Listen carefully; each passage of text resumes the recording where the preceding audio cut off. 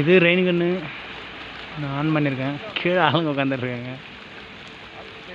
இங்கே வரைக்கும் அடிக்குது. செம்மையாக இருக்கும்.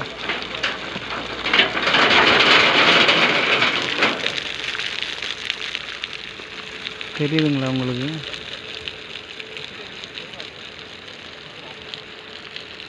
எவ்வளோ தூரம் கவர் பண்ணுது பாருங்க. அங்கே வரைக்கும் அடிக்குது தண்ணி.